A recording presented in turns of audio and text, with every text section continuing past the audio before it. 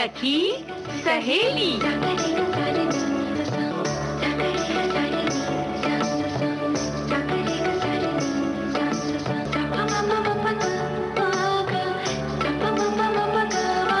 सखी सहेली।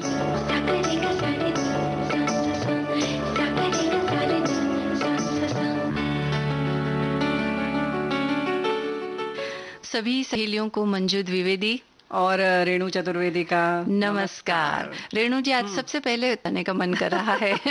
देखो, ताली तो बजाने का अपने दोस्तों के साथ मन कर रहा है, क्योंकि आज मंच पर हम लोग मिले हैं 19 मेडल के साथ, 19 पदक के साथ। लेकिन हम बजा तो बहुत दिनों से रहे हैं, क्योंकि हर दिन कुछ ऐसा ऐसी उपलब्धि मिल रही है कि पूछो मत। बिल्कुल, मन खुश हो जा रहा है। और पैरालंपिक जो अभी टोक्यो में हो रहे थे, तो उसमें हमारे साथियों ने इस वर्ष जो है 19 मेडल जीते। उसमें स्वर्ण पदक है, 8 रजत पदक हैं और 6 कांस्य पदक हैं। और इतिहास उन्होंने रचा है। तो और देखो ना, 2 बार का अगर पैरा ओलंपिक देखा जाए, तब मिलाकर कुल 4 पदक मिले थे। एक बार मतलब तक की अगर बात करें तो 16 तक में केवल 4 स्वर्ण मिले थे। इस बार केवल 2020 की अगर हम बात करें तो एक बार स्वर्ण पदक मिल गया। तो हो गया ना इतिहास, और मजा आ गया। बिल्कुल। और अभी हाल के दिनों की यानी जो मेडल जीते हैं, उसमें कृष्णा नागर ने बैडमिंटन में गोल्ड मेडल जीता है। इसके अलावा सुहास यथिराज की बात, तो उन्होंने रजत पदक जीता है। और प्रमोद भगत जो है वो बैडमिंटन SL3 इस मुकाबले में उन्होंने गोल्ड जीता है। और इसके अलावा कुछ और भी हमारे साथी हैं। बिल्कुल, मनोज सरकार ने बैडमिंटन में SL3 वर्ग में कांस्य जीता। वहीं मनीष नरवाल ने शूटर हैं, जो कि 50 मीटर पिस्टल SH1 वर्ग में स्वर्ण पदक हासिल किया। तो वहीं इसी में ही सिंहराज जी को रजत पदक मिल गया। बिल्कुल। तो ये सारी उपलब्धियां रही है। और इसके अलावा हरविंदर सिंह ने तीरंदाजी में कांस्य पदक जीता। प्रवीण कुमार ने पुरुषों के हाई जंप T64 वर्ग में रजत पदक जीता। शरद कुमार ने पुरुषों की ऊंची कूद T63 में स्पर्धा में कांस्य पदक जीता। और वहीं मरियप्पन थंगावेलू ने हाई जंप में पुरुष वर्ग में T63 में रजत पदक जीता। और देखो, ताली बजाने का मंजू हमें पता है तुम्हारा इसलिए मन कर रहा है, क्योंकि अवनी लिखारा ने देश का पहला स्वर्ण पदक जीता था। मतलब जब पैरा ओलंपिक शुरू हुआ तब। तो भाई तभी मजा आ गया। और उस समय तो बिटिया लोगों ने बड़ा मतलब बढ़ चढ़कर धड़ाधड़ 2-3 जब पदक आए, तो बस लगा कि बस क्या कहें, लगा कि इस बार तो कुछ होगा, चमत्कार। और हो गया।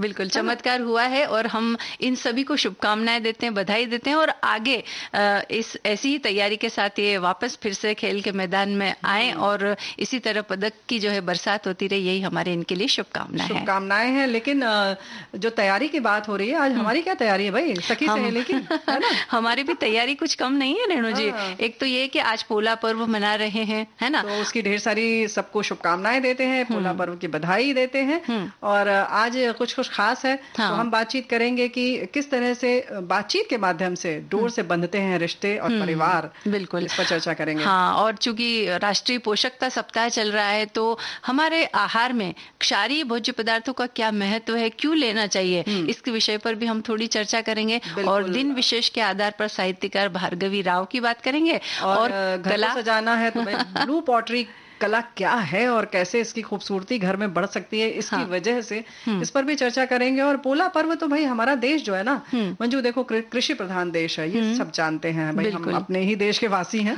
तो ये कहेंगे क्या नया बताया। लेकिन हमारे यहाँ जैसे कि पशुओं को भी सम्मान देना बड़ा महत्वपूर्ण है, वृक्षों को जैसे सम्मान देते हैं, पूजते हैं, तो ऐसे ही ये हमारे देश में जो कृषि के सहायक कहना चाहिए स्तंभ हैं, बैल, उनकी पूजा की जाती है आज के दिन। बिल्कुल, उनकी पूजा की जाती है। और वैसे तो पूरे देश में अलग अलग नामों से ये मनाया जाता है। कर्नाटक में भी बड़ी धूमधाम से मनाया जाता है। और नाम कुछ अलग हो सकते हैं, तरीका अलग हो सकता है, लेकिन उसके पीछे जो उद्देश्य है वो यही है कि चूंकि कृषि कार्यों में मवेशियों की भी हमें जरूरत पड़ती है, तो उनके प्रति कृतज्ञता व्यक्त करना, उनके प्रति धन्यवाद व्यक्त करना और उनकी देखभाल करना, और एक दिन उन्हें भी आराम दिया जाए, इसलिए उस दिन उनसे कुछ काम भी नहीं लिया जाता।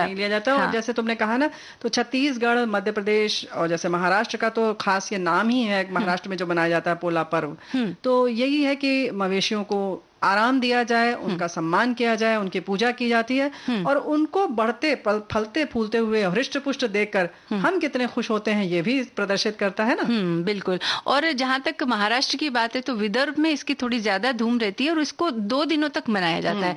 तो पहले दिन को बेल पोला कहते हैं, जैसे कि बेलों की पूजा होती है वो, और दूसरे दिन को तान्हा पोला कहा जाता है। अब ये तान्हा पोला क्यों कहा जाता है इसके बारे में भी एक संक्षिप्त जानकारी हम दे देते हैं कि तान्हा जो है ये शब्द मराठी भाषा में बच्चों के लिए उपयोग किया जाता है, यानी तान मुला, यानी कि छोटे बच्चे। तो पहले दिन तो बड़े लोग इसे बड़ी धूमधाम से मनाते हैं, उस समय बेलों को वो सजा करके ले जाते हैं करते हैं। लेकिन दूसरे दिन छोटे बच्चों को बहुत प्यार से रखा जाता है और उसके बाद लकड़ी के छोटे छोटे बेल बनाए जाते हैं और उन बच्चों को दिए जाते हैं और वो बच्चे उनकी पूजा करके उनका एक अलग छोटा मेला लगता है। इसलिए लगता है। और कभी मिट्टी के, कभी लकड़ी के या प्रतीक के तौर पर वो भी बैलों को पूजते हैं, उनको प्यार करते हैं, दुलार करते हैं और यूं कहें कि एक संस्कार उनके में डाला जाता है कि भाई तुम्हें भी इनकी ऐसे ही सम्मान करना है और यूं कहें कि ये हमारी रीढ़ की हड्डी है। तो ये उन्हें बता दिया जाता है, यानी वो बचपन से ही वो संस्कार उनमें पनप जाए ताकि बड़े होकर के उन परंपराओं को वो निर्वहन करे। और इसके पीछे एक उद्देश्य ये भी छुपा होता है, लकड़ी के और मिट्टी के बेल बनाए जाते हैं।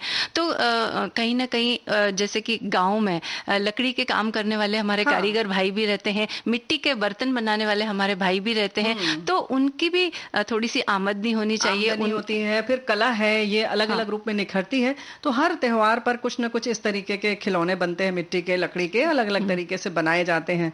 और पहले तो भाई कपड़े से भी गुड़िया बनाई जाती थी गर्मी की छुट्टियों में। तो ये सब हमारे देश की जो कहना चाहिए समृद्ध परंपरा है।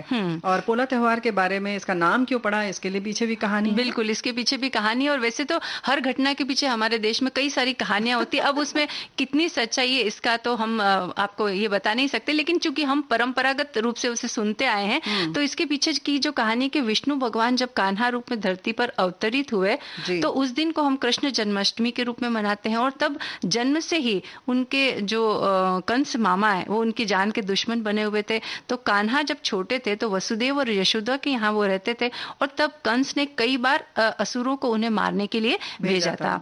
और एक बार क्या हो गया कि कंस ने पोलासुर नामक असुर को भेजा था और जिसे कृष्ण ने अपनी लीला के चलते हुए मार गिराया था। तो और इस घटना से सब लोग अचंभित हो गए थे। तो वो दिन था भाद्रपद माह की अमावस्या का दिन, यानी कि आज का दिन था। तो बस उसी दिन से ऐसे पोला कहा जाने लगा, चूंकि उस असुर का नाम था पोलासुर, इसलिए ये पोला नाम हो गया। और ये दिन बच्चों का दिन भी कहा जाता है और इस दिन बच्चों को विशेष रूप से लाड़ प्यार दिया जाता है क्योंकि बच्चे रूप में उन्होंने ये कार्य किया था। बिल्कुल। तो वैसे भी कृष्ण का जो बालपन है वो सबको बहुत मोहित करता है, बहुत प्यार आता है सबको। तो ये भी एक तरीका है। और इस दिन खासतौर से किसान अपने बैलों के गले एवं मुंह से रस्सी निकाल देते हैं, यानी उन्हें मुक्त कर देते हैं, आजाद कर देते हैं कि भाई आप आज आराम कर लें और खूब आनंद मनाएं, आपका त्योहार है, आपका दिन है। और इसके बाद उन्हें खूब हल्दी बेसन का उनमें लेप लगाया, उनकी खूब मालिश की जाती है उनके शरीर पर और उसके बाद उन्हें पानी से नहलाया जाता है, यानी खूब प्यार दुलार से उनके ये सब किया जाता है। उसके बाद खिचड़ी बनाई जाती है और वो भी बाजरे की, और उन्हें रंग बिरंगे कपड़े पहनाए जाते हैं और इस तरह से जेवर और फूलों के माले से उन्हें सजाया जाता है। जिसका जैसा मन रहता है उस तरह से उनका श्रृंगार करता है। तरह तरह की उनकी जो सींग होती है उसको बड़ी खूबसूरती से सजाया जाता है, कलर किया जाता है, रंग किया जाता है और उसमें फूल वगैरह और छोटी छोटी मालाएं बांध और कई छोटी छोटी घंटियां भी बांधते। तो जब वो चलते हैं ना तो चुन चुन की आवाज आती है ना। कुल मिला के ये है कि उनका सम्मान किया जाए, सजाया जाए, है ना।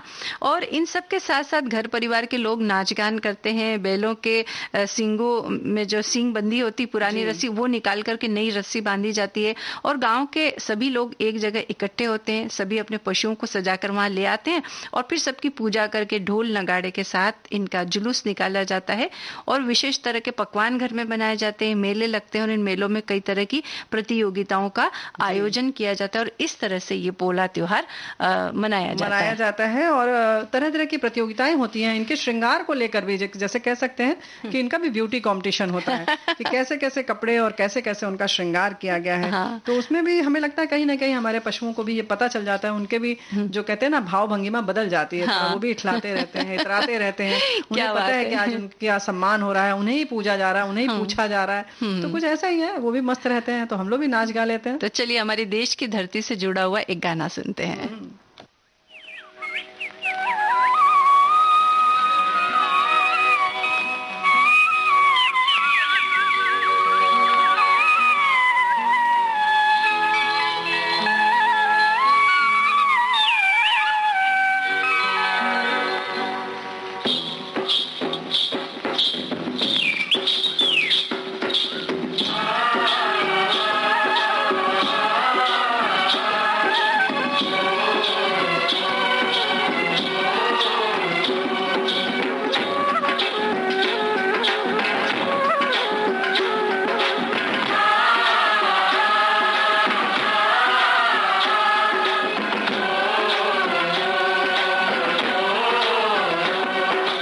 देश की धरती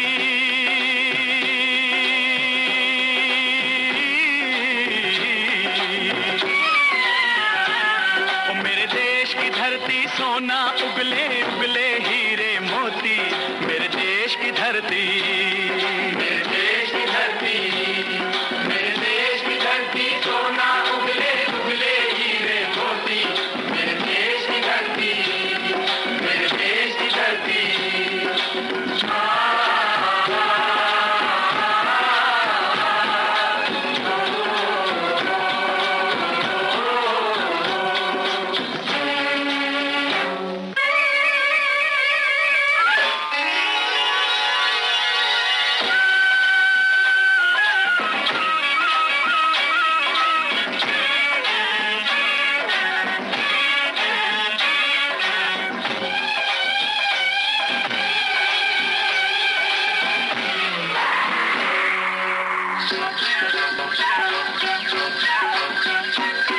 बैलों के गले में जब घुंघरू जी का राग सुनाते हैं, जीवन का राग सुनाते हैं, गम को दूर हो जाता है, खुशियों के कमल मुस्काते हैं, खुशियों के मुस्काते हैं।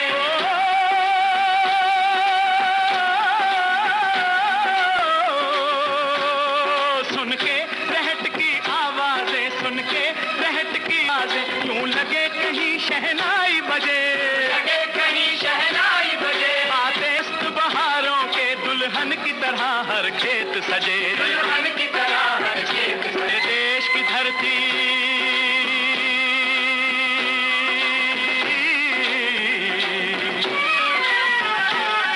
मेरे देश की धरती, सोना उगले उगले हीरे मोती, मेरे देश की धरती, मेरे देश की।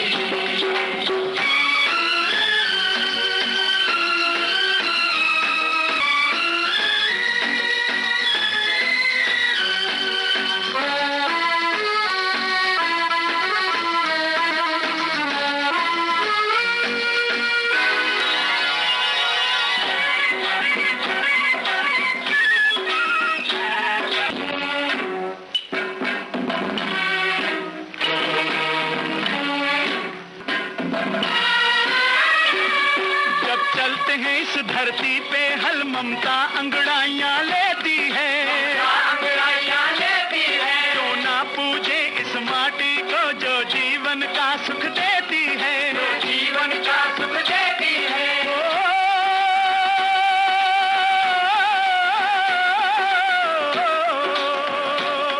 इस धरती पे जिसने जन्म लिया, इस धरती पे जिसने जन्म लिया, उसने ही पाया प्यार तेरा, पाया प्यार तेरा। यहाँ अपना पराया कोई नहीं, यहाँ अपना पराया कोई नहीं है, सब पे माँ उपकार तेरा है, सब पे माँ उपकार तेरा। मेरे देश की धरती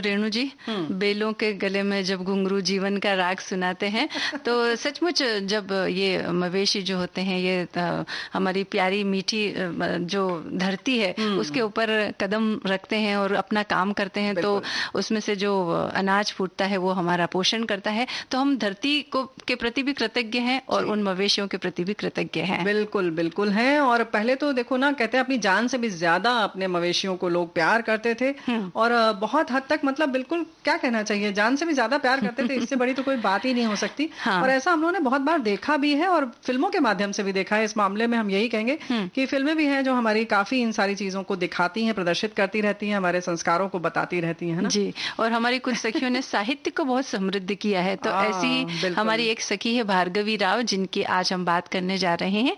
साहित्य अकादमी पुरस्कार विजेता भार्गवी प्रभंजन राव का जन्म 14 अगस्त 1944 को कर्नाटक के बेल्लारी गांव में एक कन्नड़ परिवार में हुआ था और वो 5 भाई बहनों में एक थी।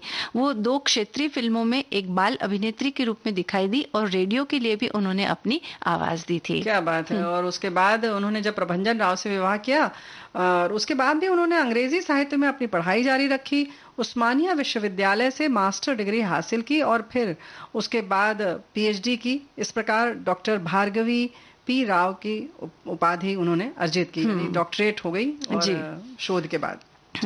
पीएचडी की उपाधि अर्जित करने के बाद वे सेवानिवृत्ति तक वो बच्चों को अंग्रेजी पढ़ाती रही और सेवानिवृत्ति के बाद उन्हें हैदराबाद में पोट्टी श्री रामुलु तेलुगु विश्वविद्यालय में मानद प्रोफेसर नियुक्त किया गया। और इन सब के साथ साथ उनके साहित्यिक कार्यों की चर्चा अगर करें तो तेलुगु भाषा की प्रख्यात अनुवादिका थी। बहुत सारे उन्होंने साहित्य का अनुवाद किया और अपने जीवन काल में वे सक्रिय रूप से लेखक, नाटककार गिरीश कर्नाड के विभिन्न कार्यों के अनुवाद में शामिल रही। बराबर साथ साथ उन्होंने उनके सब कार्यों को किया, अनुवाद किए बहुत सारे।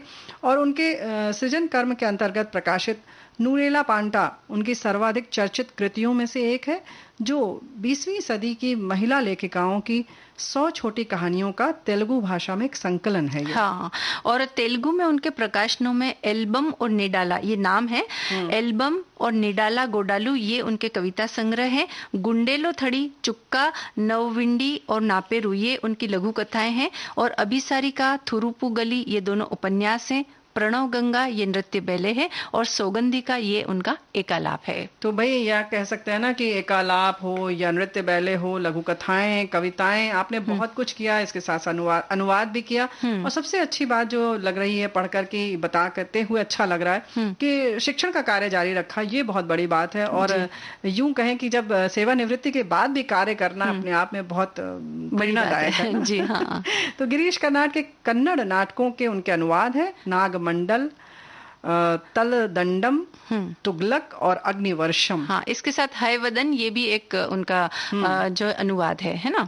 और उनके अन्य अनुवादों की अगर बात करें तो सिरी संपेंगा और कथागा मरीना अम्मई, नूरेला पंटा जैसे तुमने बताया के अलावा ही उनकी रचनाओं में मुद्रा, नुरुवराहलु, इंकाना और आहा ओहो प्रसिद्ध हैं। इनके कई अनुवादित नाटक आंध्र प्रदेश राज्य में बहुत प्रसिद्ध हुए। बिल्कुल। और अंग्रेजी में उनके प्रकाशनों की बात करें तो पेबल्स ऑन द सी शोर ये लघु कथा का संग्रह है उनका। हिचकी ये कविताएं हैं उनका संग्रह। और मेरू कंचना ये उपन्यास है। और उन्होंने काफी पुस्तकों का अंग्रेजी में अनुवाद भी किया है। और साथ ही वे एक साहित्यिक ई जर्नल में योगदान देने में भी सक्रिय रूप से शामिल थी।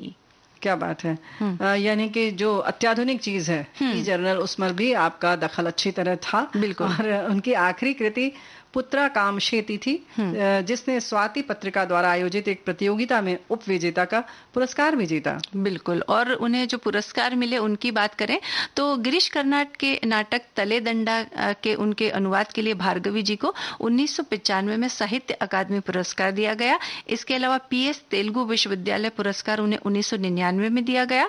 साख्य साहित्य पुरस्कार 2000 में दिया गया और गृहलक्ष्मी पुरस्कार 2001 में। और इतनी ढेर सारी उपलब्धियों, पुरस्कारों और साहित्य सृजन और शिक्षण के कार्य के साथ साथ सब कुछ करने के बाद 2008-23 मई को आपने इस नश्वर संसार को अलविदा कह दिया। जी हाँ, तो हम उन्हें नमन करते हैं और उम्मीद करते हैं कि हमारे जो और बंधु बांधव हैं वो इनकी कृतियों को पढ़ेंगे और उसके साथ साथ कुछ कुछ सृजन की ओर भी सोचेंगे। और कुछ नहीं तो जो शिक्षण वाली जो बात है वो बहुत हमें अच्छी लग रही है। मंजू बार बार कह रहे हैं कि यानी कि अगर हम एक शिक्षित व्यक्ति 2 शिक्षित को शिक्षित कर देता है तो कितनी अच्छी बात होगी। बिल्कुल, यानी उनकी पढ़ाई करना सार्थक हो जाता है। बिल्कुल।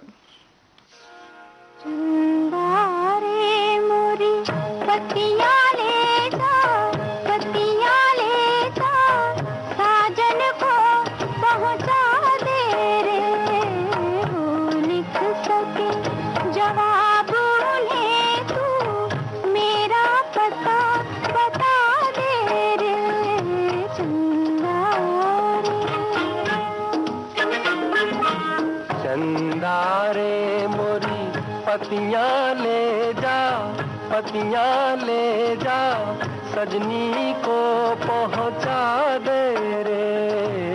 वो लिख सके जवाब उन्हें तू मेरा पता बता दे रे चंदा रे।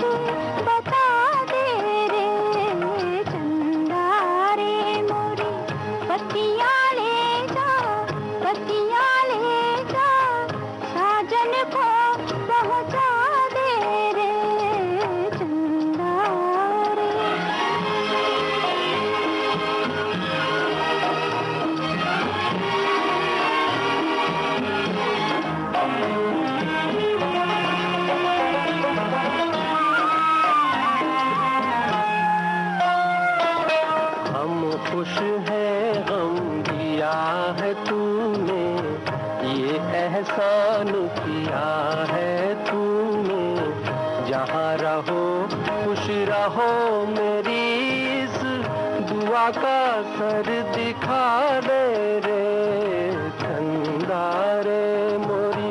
पतियाँ ले जा, पतियाँ ले जा, सजनी को पड़ा दे रे चंदा रे।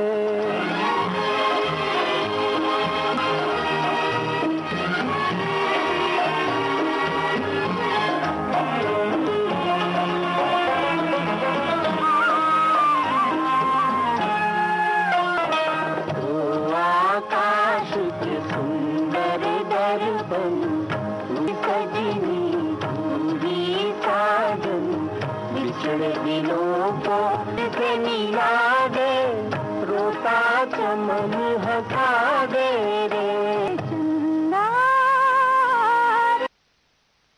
रेणु जी, मुझे उम्मीद है कि ये गाना पसंद आया होगा हमारी सखियों को। बंजारन फिल्म का ये गाना है और थोड़ा साहित्यिक टच लिया था तो हमने ऐसा गाना सुनवाया। देखो ऐसा है ना कि आज तो बस बार बार देश की इतनी बात हो रही है होने की कि बस उसी पर बार बार ध्यान जा रहा है। गीत तो वाकई हमेशा चार चांद लगाते हैं। और लेकिन जैसे कि भार्गवी जी की बात की, साहित्यकार, और उसके साथ पहले हमने बात की अपने देश की धरती की बात, उसके बाद पैरा ओलंपिक की बात की। तो ऐसे ही हमारे देश में मतलब हर कदम पर कहते हैं बोली बदलती है, बदल जाता है, लेकिन वहीं जो है ना कला भी इतनी तरह की है जैसे लगता है कण कण में कला छिपी हुई है। कहीं ना कहीं हर क्षेत्र की अपनी अलग कलाएं हैं, कला नहीं कलाएं हैं। यानी बहुत सारी मतलब थोड़ा सा आगे जाएंगे तो वहाँ कोई और कला प्रसिद्ध है, उसी क्षेत्र में थोड़ा और आगे जाएंगे तो वहाँ कोई और कला प्रसिद्ध है। तो इसी तरह से एक ब्लू पोट्री कला है जिसे नील मृदांड कहते हैं ना। तो ये भी हमारे देश की बड़ी समृद्ध परंपरा है और विशेष तौर पर राजस्थान के जयपुर में इसका खासा महत्व है। तो जैसा कि हमने कहा कि कोने कोने में असंख्य कलाएं हैं और आर्ट और क्राफ्ट की जब बात होती है तो राजस्थान का इसमें काफी अच्छा योगदान रहा है और यहाँ की खूबसूरत कलाएं लोगों के बीच बहुत लोकप्रिय भी है। तो जो कला है ब्लू पोट्री, आज हम उसी के बारे में थोड़ी सी चर्चा कर रहे हैं। वैसे ब्लू पोट्री राजस्थान की मूल कला तो नहीं है। भारत में इसका प्रचलन मुगल काल में ईरान और अफगानिस्तान अफगानिस्तान के जरिए हुआ था और 14वीं सदी में ये कला भारत आई थी और 17वीं सदी में ये कला जयपुर में प्रसिद्ध हो गई थी। नीले रंग के ये बर्तन शाही घरानों के रसोई की शान बढ़ाया करते थे। नीले चटक रंग वाले ये बर्तन कभी लग्जरी हुआ करते थे, यानी जब बहुत पैसे वाले लोग हों, जिनके पास बहुत ऐशो आराम हो, वहीं ये दिखाई देते थे। राजा महाराजा ही इनका इस्तेमाल करते थे और तब इन्हें बनाने वाले कलाकारों की भी खासी मांग थी। लेकिन समय के साथ साथ जैसे चीजें बदलती हैं वैसे ही इसमें भी बदलाव आया, तकनीक का विस्तार आया और कई सस्ते बर्तन भी बाजार में आए। लेकिन नीले रंग की जो चमक है ना मंजू, वो अभी भी उतनी ही बरकरार है, वही चटक नीला रंग। हाँ, और जयपुर में ब्लू पॉटरी कला के जन्म का श्रेय महाराजा राम सिंह को जाता है। उन्होंने इसे सीखने के लिए अपने 2 कारीगरों को दिल्ली भेजा था और वहां से वे सीख कर आए और जयपुर में इसे स्थापित किया और वहीं से आज ये कला विकसित रूप में हमारे सामने आ पाई है। और इसमें जैसे कि हमारे बाकी साथी इसका प्रयोग भी जरूर करते होंगे। तरह तरह के इसमें बर्तन होते हैं और जैसे पहले ही कहा ना कि खाने पीने बनाने केटल आदि होती हैं, जैसे केटली होती है, बोल होता है, प्लेट्स होती हैं, ये सब तो होती हैं। उसके संग संग फूलदान होते हैं, तरह तरह के दीवार पर लगाने वाली प्लेट्स होती हैं जो सजावट के लिए भी इस्तेमाल होती हैं। तो इस तरीके से बहुतेरी चीजें हैं जो इस कला के माध्यम से बनाई जाती हैं और जिन्हें हम इस्तेमाल भी करते हैं और सिर्फ सजावट के लिए भी इस्तेमाल होता है इसका। बिल्कुल। और इसे बनाने के बारे में हम थोड़ी सी जानकारी दे देते हैं कि इसमें पीसे हुए ग्लास, क्वार्ट्ज पत्थर पाउडर, गोंद, पानी, बोरेक्स और मुल्तानी मिट्टी, इन चीजों को मिलाकर के प्रयोग किया जाता है। और हालांकि इसे खास देखभाल की आवश्यकता होती है क्योंकि ये काफी नाजुक होती है और गिरने पर टूट भी जाती है। तो अगर आप इसे घर में लेकर के आए तो थोड़ा संभाल कर जरूर वापरिए क्योंकि ये थोड़ी महंगी भी है और सुंदर भी। और अगर इतनी सुंदर चीज टूट जाएगी तो हमारा दिल उससे दुखी होगा। लेकिन जो इस पर पेंटिंग की जाती है वो इतनी खूबसूरत और आकर्षक होती है, इसलिए इसे सहज ही ये हमारा मन मोह लेती है। तो इसके लिए नाजुक होते हुए भी ऐसा मन करता है कि इसे घर में हम जरूर लेकर के आएं। रखें। बिल्कुल सही बात है। इसी के साथ साथ जैसे हमने पहले भी बताया कि सजावट के लिए काम आती है, तो गार्डन को में रखना हो, बरामदे में रखना हो, कमरे के अंदर रखना हो, तो फूलदान होते हैं जिसमें आप फूल तरह तरह के रख सकते हैं। इसी के साथ साथ antique showpiece, T set, crockery set, coaster set, flower pot, corner set, ऐसे ही दीवार सजाने के लिए प्लेट्स, एश ट्रे, ये सभी चीजें मिलती हैं। और इसमें जाहिर है कि आपके अपने घर की आंतरिक जो सजावट है उसको और खूबसूरत दे सकती हैं। बल्कि यूं कहें कि जैसे हमने पहले ही कहा कि बहुत ही ऐशो की आराम की चीज और ऐश्वर्य का ये प्रतीक है। हाँ। दिखाता है। तो विंटेज लुक भी दिखाना हो तो या रॉयल लुक अगर आपको दिखाना हो तो आप इससे घर ब्लू को सजा पोट्री सकते हैं। ले आइए। बिल्कुल ले आइए। और इसमें जो नीला रंग का इस्तेमाल किया जाता है उसे बनाने की भी एक खास प्रक्रिया होती है और यही कारण है कि ये नीले रंग जल्दी फीके नहीं पड़ते हैं और यही नीला रंग इन चीजों को भव्य और असाधारण बना देता है। तो ब्लू पोट्री में कई और भी चीजें बनाई जाती है जैसा कि आपने बताया। इसके अलावा खिलौने, गमले, टाइल्स, बर्तन, ये सभी टाइल्स भी इसकी बनाई जाती है ताकि घर, वैसे घर तो नहीं लेकिन जिनके महल होते हैं ना तो वहां ये इसका उपयोग करते हैं, लगाते किसी एक खास जगह पर लगाते हैं तो उससे उस कमरे की भव्यता अलग ही निखर कर सामने आती है। बिल्कुल। और टाइल्स कुछ होती हैं, ऐसा नहीं है, कुछ छोटे रैक लोग बनाते हैं इस तरीके की टाइल्स में, या यूं कहें कि आजकल तो और भी तरह तरह की चीजों में टाइल्स का इस्तेमाल किया जाता है जिसमें 1, 2 या 3 टाइल्स लगाकर उसमें हुक आदि लगा देते हैं। तो आप कहीं अपने सजावट के स्थान पर उसको लगाते हैं, चाहे टॉवेल टांगने के लिए या चाबियां टांगने के लिए भी उसका इस्तेमाल किया जाता है। और हमारे साथी लिख रहे हैं कि जयपुर में ब्लू पॉटरी प्रारंभ करने का श्रेय मानसिंह प्रथम को है, जबकि महाराजा राम सिंह द्वितीय के समय इस कला का विकास हुआ। जयपुर की ब्लू पॉटरी पूरे भारत में, यहाँ तक पूरे विश्व में प्रसिद्ध है। मिट्टी के बर्तनों पर नीले रंग के रंगीन और आकर्षक चित्रकारी को ब्लू पॉटरी कहते हैं। तो भाई ये तो बताया इन्होंने। और वहीं हम बता दें कि आगे एक प्रसिद्ध हस्तशिल्पी और कलाकार कृपाल सिंह शेखावत ने इसे और थोड़ा आगे बढ़ाया। सिद्धहस्त थे और उन्होंने इसको और भी लोगों को इसको सिखाया भी और इस कला को एक तरह से कहना चाहिए कि पुनर्जीवित किया और या यूं कहें कि नया जीवन प्रदान किया। और इसीलिए पद्मश्री से आपको सम्मानित किया गया 1974 में। हाँ, यानी कि उन्होंने जिन बच्चों को नहीं आती थी कलाएं और सीखने के जो इच्छुक थे उन सब बच्चों को इन्होंने सिखाना पूरी तरह से सिखाया और उन्हें अपने पैरों पर खड़ा किया कि ताकि वो ये काम करके कुछ धन अर्जन भी कर सकें। और इसी वजह से ये कला और ज्यादा फैली भी। नहीं तो कई बार क्या होता है कि जब लोगों का कलाओं की तरफ से थोड़ा सा ध्यान हट जाता है तो वो कलाएं लुप्त होने के कगार पर आ जाती है। तो इस तरह से उन्होंने इस कला को पुनर्जीवित करने का कार्य किया। तो अगर जब भी आपको मौका मिले ब्लू पोट्री की खरीदने की इच्छा हो तो जरूर ले आइए और अपने घर की शान बढ़ाइए। बिल्कुल।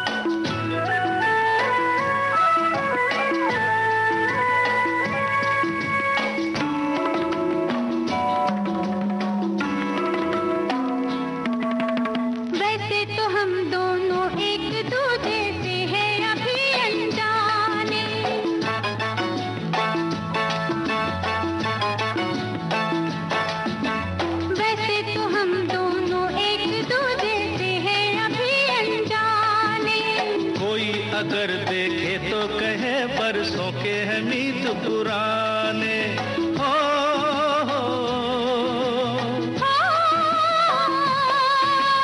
कुछ है तुम में हम में वरना इस मौसम में फूलों की ऐसी बारात नहीं होती। दिल से दिल मिलने का कोई कारण होगा।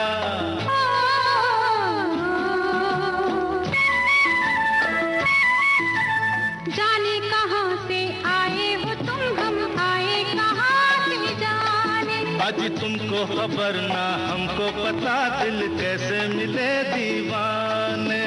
जाने कहाँ से आए हो तुम, हम आए कहाँ से जाने। हो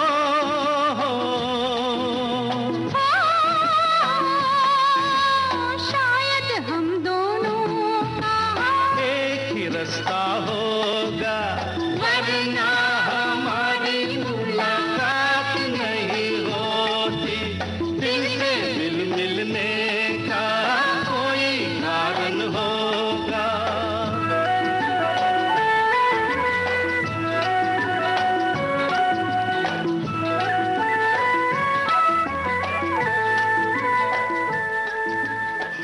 ये तो सही बात है कि दिल से दिल मिलने का कारण होता है और इसी तरह से किसी कला की तरफ आकर्षित होने का भी कोई कारण होता है। उसकी सुंदरता होती है, उसका आकर्षण होता है ना। हाँ, कला तो हमेशा आकर्षित करती है। हाँ। लेकिन हाँ, हम क्या खाएं क्या ना खाएं इसके बारे में जरूर कोई ना कोई वजह होती है। और उसमें भी हमारा शरीर जो है अंदर अंदर कुछ कुछ बोलता रहता है और हम उसको सुनते नहीं है बिल्कुल। हाँ, तब तो वही तो समस्या है कि हम सुनते नहीं है। सुनते नहीं समस्या वहीं खड़ी होती है। तो कुछ ना कुछ, लेकिन हालांकि जो नहीं सुनते हैं वो ये भी कहेंगे कि कुछ तो कारण होगा जो नहीं सुनते हैं। ये भी तो बात है ना।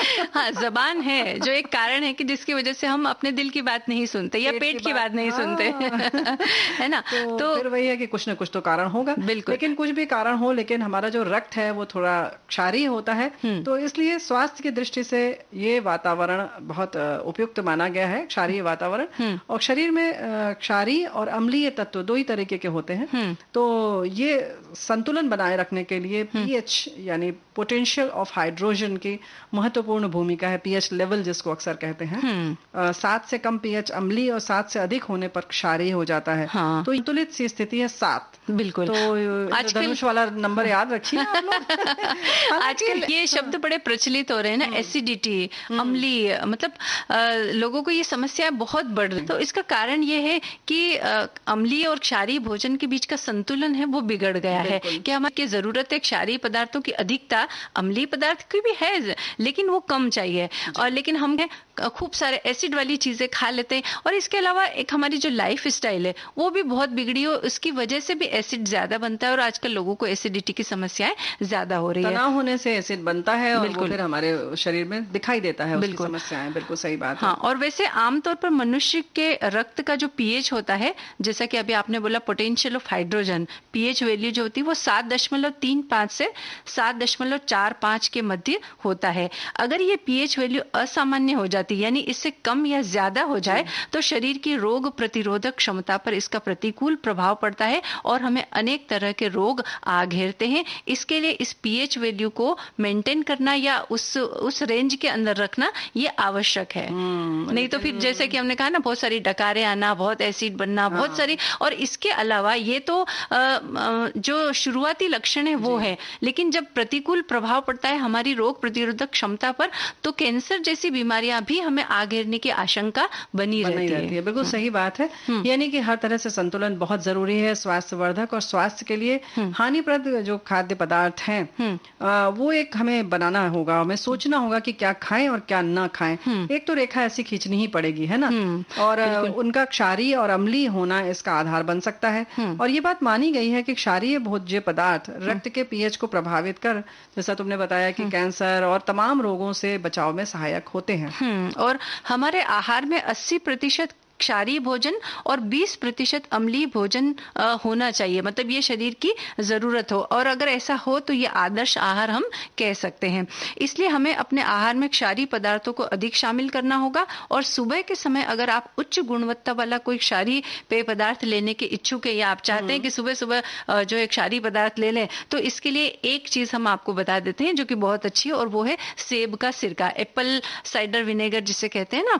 तो वो अगर आप थोड़ा सा पानी में मिला करके ले लेते हैं तो आपको सुबह सुबह आपको एक क्षार का अच्छा डोज मिल सकता है। तो मिल सकता नहीं, आप ले लें, बिल्कुल आप ले लें, आपके हाथ में है चीजें। और हाँ, ये जो पीएच वैल्यू वगैरह जो हमने बताई है, बड़े भारी भारी शब्द, वो आप नहीं नाप सकते, वो मत नापिए। लेकिन जैसे कि अभी मंजू ने कहा ना कि सेब का सिरका ले लें, तो जो हम रोजमर्रा में खाने पीने की चीजों का इस्तेमाल करते हैं उसमें जो हम बात करें अगर, तो क्षारीय भोज्य पदार्थ उसमें है हरी पत्तेदार सब्जियां, पालक, अजवाइन, और इसी तरह से सलाद पत्ता है ना, जड़ वाली साग भाजी जैसे कि गाजर, चुकंदर, शकरकंद, ये सब तो सब जानते ही हैं आप लोग। इनका सेवन करें, जानते तो हैं, लेकिन वही होता है ना कि जानना और मानना कितना, दोनों में थोड़ा सा फर्क है। बिल्कुल। तो जो और भी सब्जियां जैसे बंद गोभी है, ब्रोकली है, कद्दू है, शिमला मिर्च है, बीन्स है, खीरा है, प्याज, मशरूम, ये सारी चीजों का सेवन खूब करें। हाँ, और ये जो सब्जियों के नाम हम बता रहे हैं इसमें क्षारीय तत्वों की मात्रा ज्यादा होती है, इसलिए हम इनके नाम आपको बता रहे हैं। यानी बाकी भी खाएं, ऐसा नहीं छोड़ दें। हाँ,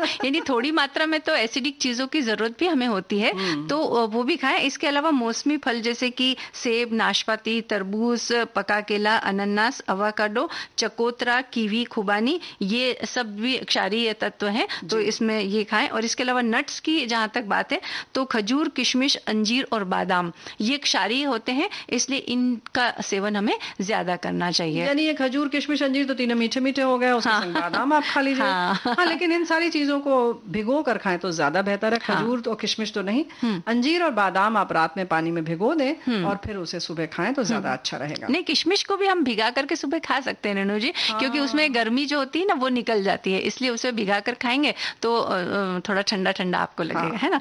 इसके अलावा जिन पदार्थों से हमें बचना चाहिए जो ज्यादा हमारे शरीर में एसिड पैदा करते हैं, तो उनके बारे में बात करना जरूरी है। हाँ, जरूरी है। खाना बता दिया बस हो गया।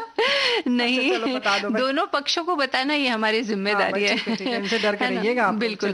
तो डिब्बाबंद भोजन, प्रसंस्कृत और परिशोधित खाद्य पदार्थ जो होते हैं, यानी कि जो रेडी टू ईट, आसान भाषा में कहें तो बाजार में उपलब्ध है, कुछ नहीं करना है, आप लेकर आ जाइए और उसे खाली बस गर्म कीजिए और खाइए। तो ये जो हमने आसान रास्ते जो हमने ढूंढ लिए हैं, ये कुछ समय के बाद में हमारे लिए बड़े कठिन रास्ते बन जाते हैं। इसलिए इन आसान रास्तों का उपयोग करना कृपया बंद करें। मतलब इन चीजों का उपयोग आप जहां तक हो सके कम से कम करने की कोशिश करें। और refined sugar, chocolate, coffee, alcohol, pasta, चावल, ब्रेड और कृत्रिम मिठास युक्त जो पदार्थ होते हैं वो, और अधिक मात्रा में खड़ी दालें भी हमें अधिक मात्रा में नहीं, थोड़ी मात्रा में तो इसकी जरूरत होती है, लेकिन अधिक मात्रा में नहीं खाना है। मूंगफली के दाने वो भी थोड़ी मात्रा में खाएं। इसके अलावा जो है पिस्ता और काजू, हालांकि ये तो नट्स की श्रेणी में आते हैं, लेकिन इनका भी उपयोग सीमित मात्रा में हमें करना चाहिए। और इसके अलावा कई लोग बिना वजह बस दवाइयां खाते रहते हैं कि जरा सा सिर भी दुखा, यानी सहन शक्ति नहीं है, जरा भी थोड़ा सा कुछ हुआ तो सबसे आसान उपाय उन्हें नजर आता है कि कोई एक दवाई निकाली और खा ली। तो ये सब भी जो है शरीर में अम्ल की मात्रा बढ़ाते हैं और रोगों को बढ़ाने का काम करते हैं। लेकिन आसान है ना, तो खा लेना चाहिए, नहीं खाना चाहिए। हमने पहले ही कहा कि ये जो आसान रास्ते हैं ये हमारा रास्ता कुछ समय के बाद में बड़ा कठिन करते हैं। हाँ, बल्कि यूं कहें कि हमारे लिए आसान है तो उतना ही बीमारियों के लिए भी आसान है। तो बीमारियां बड़े आसानी से हमारे घर में, हमारे शरीर में घर बना लेती हैं। तो भाई अगर बीमारियों से दूर रहना तो थोड़ा सा मेहनत कर लीजिए। क्योंकि वैसे भी अगर आप किसी भी एक डॉक्टर के पास जाते हैं तो आप कभी आकलन करें, थोड़ा सा तो तौलना पड़ेगा भाई, ये घर गृहस्थी का मामला है और अपने जीवन का, तो थोड़ा आप अंदाजा रखें कि इन सब चीजों को करने में कितना वक्त लग रहा है। और एक दिन अगर हम किसी जांच के लिए जाते हैं तो किस तरह से हमारा आधा दिन चला जाता है।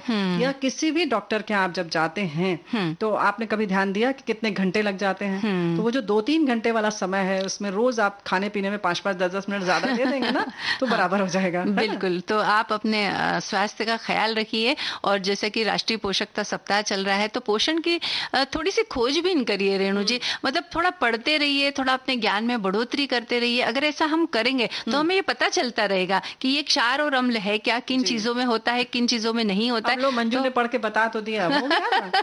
और भाई लेकिन उसके साथ साथ एक बात और है कि खूब इत्मीनान से खाएं। जिस वक्त आप भोजन खा रहे हैं, ग्रहण कर रहे हैं, तो खूब आराम से खाएं, हड़बड़ी में कभी भी ना खाएं। बिल्कुल। लेकिन हड़बड़ी में गीत जरूर हम सुनवा देते हैं।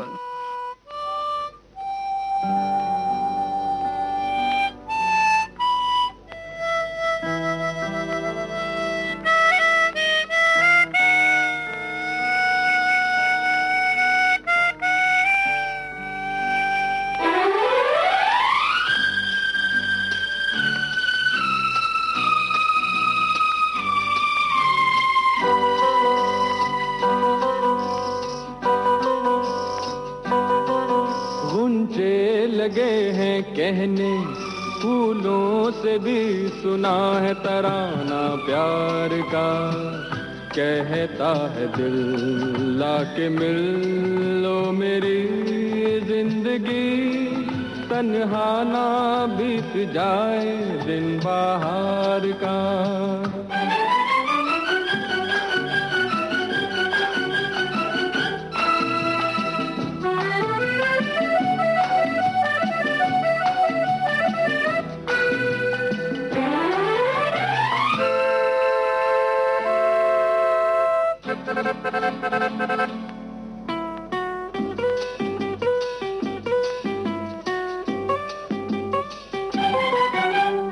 अभी अभी एक हवा का झोंका याद तेरी ले आया, याद के साजों पर दिल ने एक प्रीत का गीत सुनाया।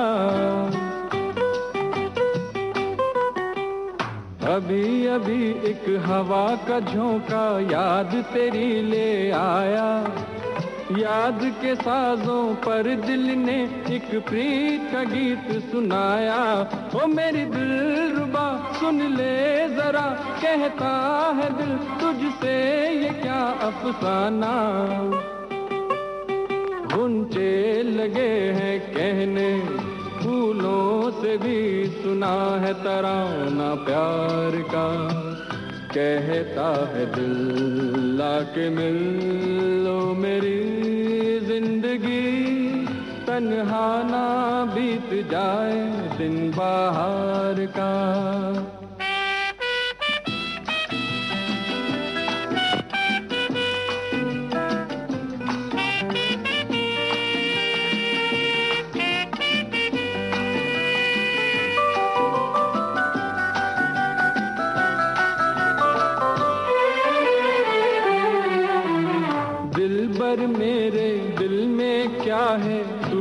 इसे सुन लेती, मेरे संग जीवन के कितने सपने तू बुन लेती।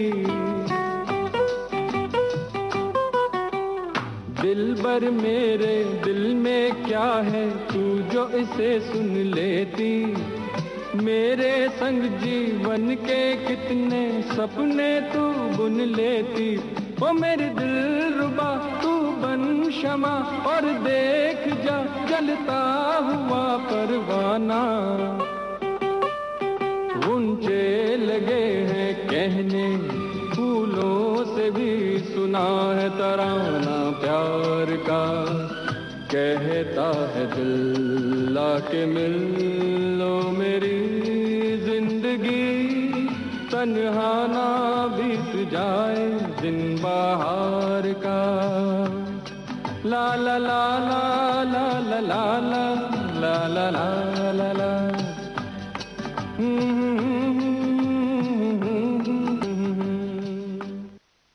तराना फिल्म का ये तराना था रेणु जी। लेकिन एक बात बिल्कुल सही है कि काम समय से हो जाए तो बेहतर रहता है, नहीं तो बाद में फिर पछताने के अलावा और कुछ नहीं बचता है। ये बात तो सही है, लेकिन आपने ये बात अभी कही क्यों?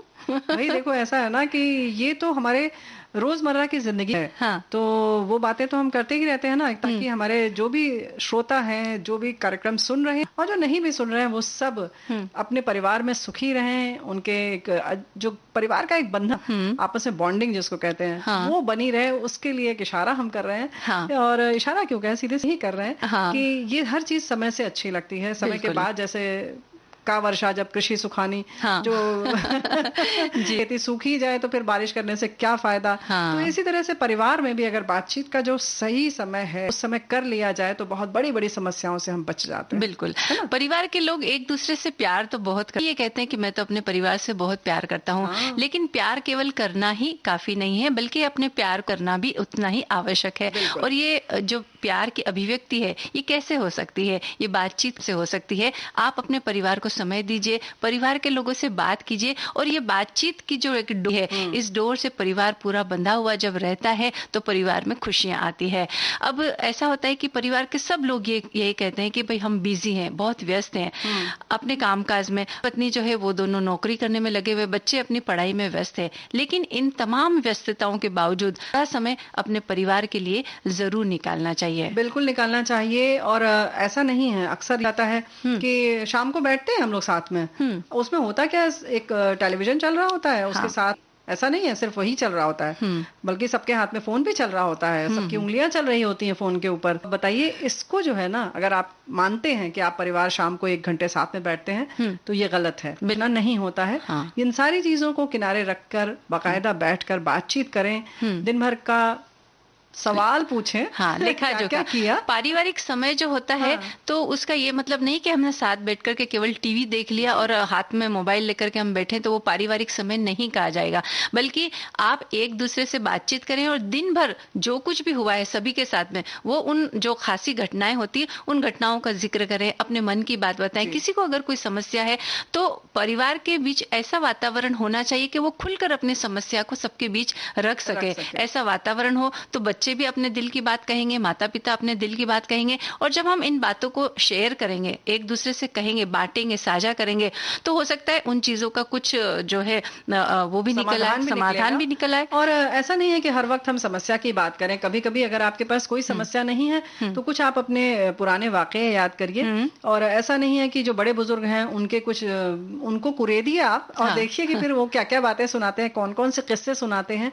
और कभी कभी मंजू ऐसा भी होता है परिवार में कि कभी बोरियत भी होती है कि हमने ये वाला किस्सा तो कई बार सुन लिया है, तो चलिए एक बार और सुन लीजिए। और हो सकता है कि वो भूल जाते हों जो बता रहा है व्यक्ति, तो उसका भी बदमजा ना करें बल्कि उसका आनंद लें। और क्योंकि कभी कभी क्या होता है कि अक्सर जब हम आलतू फालतू की चीजें भी सुनते हैं तो उसमें कभी कभी काम की चीज भी मिल जाती है।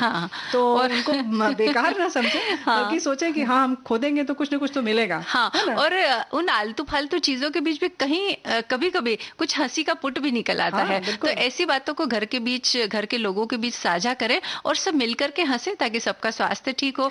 और इन छोटी छोटी बातों की वजह से ही परिवार में एकता बनी रहती है और सब एक दूसरे से बंधे हुए रहते हैं।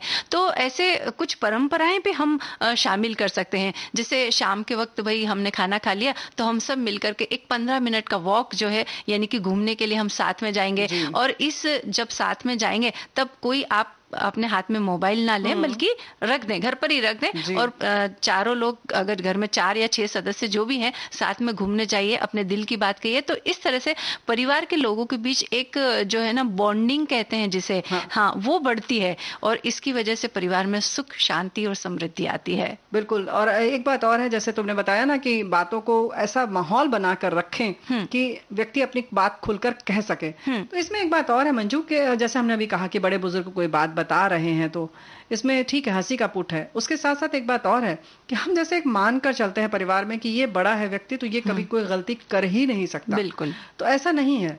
जब आप बड़े होकर खुद अपनी कोई बचपन की गलती बताएंगे या जवानी की कोई गलती बताएंगे, या हो सकता है कोई ऐसी गलती ना हो, कोई सबक आपको मिला हो, वो अगर आप बताएंगे, ठीक है, उस वक्त बच्चे हंसें या हो सकता है आपके पोते पोते हंसेंगे आपके ऊपर।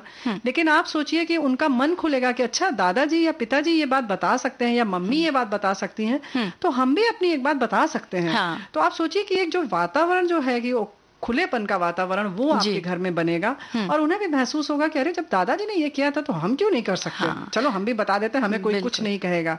तो ये जो जिसको कह सकते हैं भय तो नहीं कह सकते, लेकिन फिर भी एक अप्रत्याशित सा भय होता है मन में, शर्म होती है कि अरे घर में सबके सामने ये बात कैसे कह दें। तो भाई वो माहौल को तोड़िए। कहीं और भी अगर झगड़ना है तो उसको खोल दीजिए। बिल्कुल। और अक्सर क्या होता है, घर के जो मुखिया होते हैं ना, वो हमेशा ये सोचते हैं कि मैं किसी की बात सुनूं, ऐसा नहीं होना चाहिए, बल्कि सब मेरी बात सुने। लेकिन माहौल कुछ ऐसा होना चाहिए कि वो अपनी बात कहें भी, लेकिन बच्चों की बात वो सुने भी। जब तक आप छोटों की बात नहीं सुनेंगे, आप उनके पक्ष को समझ नहीं पाएंगे, उनकी समस्याओं को या उनके दिल की बात को। या जो बढ़ते हुए बच्चे हैं, उनके सामने कई सारी बातें होती है, कई प्रश्न होते हैं जिनका जवाब उनके पास में नहीं होता है। उस समय उनका सही मार्गदर्शन करना बहुत आवश्यक होता है। अगर नहीं किया जाए तो उनके भटकने की संभावना होती है। बिल्कुल। और बल्कि कभी कभी तो ये भी स्थिति होती है कि वो घुटते रहते हैं, उन्हें यही नहीं समझ में आता है कि इस बात को रखा कहाँ जाए, बताया कहाँ जाए, किससे कहा जाए।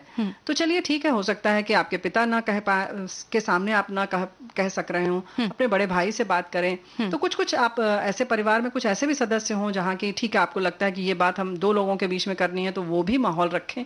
तो कुल मिलाकर जब भी मौका मिले तो पारिवारिक संबंधों को बनाए रखने के लिए ये बातचीत वाली जो डोर है वो बनाए रखनी चाहिए, चाहे वो जैसी भी होगी मजबूत तो जरूर होगी। है ना? और जब कोई छुट्टी का दिन मिले सभी को एक साथ, तो कोई एक ऐसी एक्टिविटी हमें साथ में मिल करके करनी चाहिए। जैसे कि हम पौधे लगा रहे हैं, या हम कोई गमले घर पे बैठ करके बना रहे हैं, या कोई वॉल पीस, शो पीस हम बना रहे हैं। तो उसमें घर के जो सदस्य हैं सब मिल करके यानी अपना अपना योगदान दे। तो इस तरह से क्या होगा, एक दूसरे के बीच संवाद होगा, और ये जो संवाद होगा ये एक दूसरे को नजदीक लाएगा। और परिवार के बीच अगर कोई जो अगर ऐसी कोई बात है तो वो खत्म होगी और तालमेल बना रहेगा। तो ये भी बात जरूरी है, बहुत जरूरी है। कभी कभी मनमुटाव भी हो जाता है, ऐसा नहीं है कि बड़ा अच्छा सब चलता है जैसा हम बात कर रहे हैं। कभी कभी मनमुटाव होता है, तो आप कभी कुछ इस तरीके की एक्टिविटीज जैसे तुमने बताया करेंगे, या यूं कहें कि कभी कुछ नहीं है तो आप केवल बैठ के अंताक्षरी खेल लीजिए। तो देखिए फिर कभी कभी आप एक ही टीम में हैं, जिससे कि कल आपके बहुत झगड़ा हुआ था, लगा था इन्होंने तो बड़ी बेइज्जती की थी, अब आप एक दूसरे से इशारे करेंगे, फिर गाना गाएंगे साथ में, तो देखिए कितनी प्यार से बिना कहे वो बात खत्म हो जाएगी। तो इसी बात पर हम भी एक गीत सुन लेते हैं। बिल्कुल सुन लेते हैं। मैंने तेरे ये ही 7 रंग के सपने चुने, सपने सुरीले सपने। मैंने तेरे लिए ही 7 रंग के सपने चुने, सपने सुरीले सपने। कुछ हंस के कुछ गम के, तेरी आंखों के साए चुराए रसीली यादों ने। ओ मैंने तेरे लिए ही 7 रंग के सपने चुने,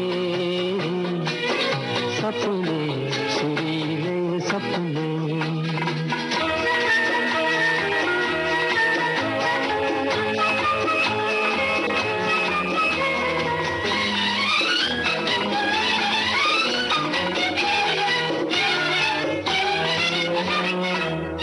बातें, छोटी छोटी बातों की है यादें बड़ी, भूले नहीं बीती हुई एक छोटी घड़ी। छोटी बातें, छोटी छोटी बातों की है यादें बड़ी, भूले नहीं बीती हुई एक छोटी घड़ी।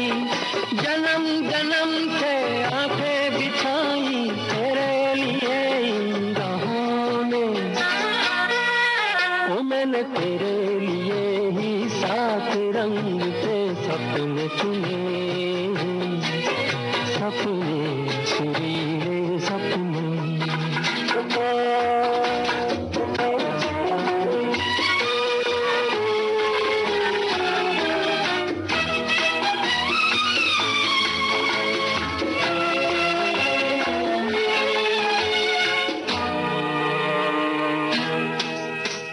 रूठी रातें, रूठी हुई रातों को मनाया कभी तेरे लिए, मीठी सुबह को बुलाया कभी। रूठी रातें, रूठी हुई रातों को मनाया कभी तेरे लिए, मीठी सुबह को बुलाया कभी।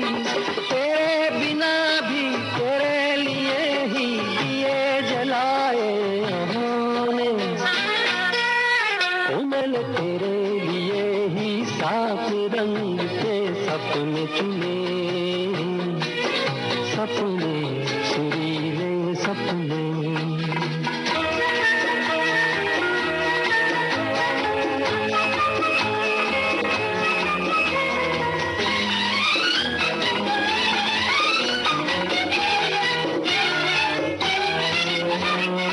भोले भाले, भोले भाले दिल को बहलाते रहे, तन्हाई में तेरे ख्यालों को सजाते रहे।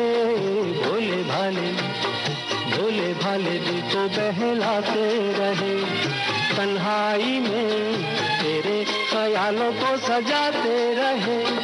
कभी कभी तो आवाज देकर मुझको जगाया ख्वाबों ने,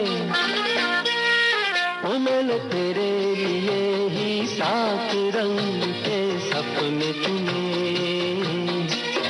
सपने सुरीले सपने। कुछ हंसते कुछ गम के, तेरी आंखों के साए गाए रसीली यादों ने,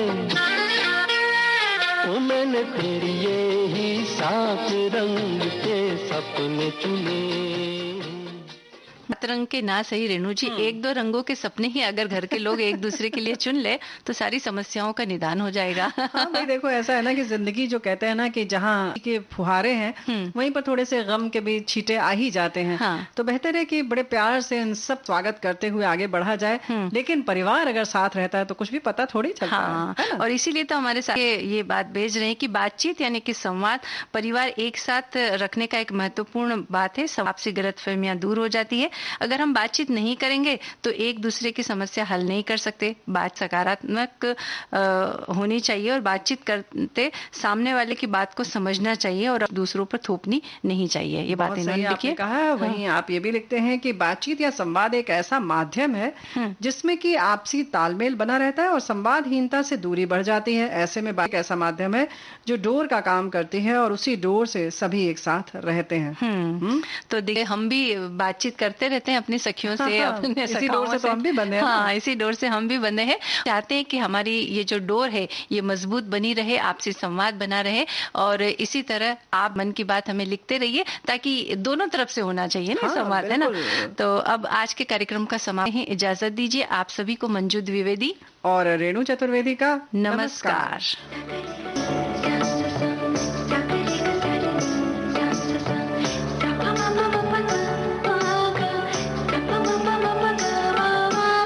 सखी सहेली।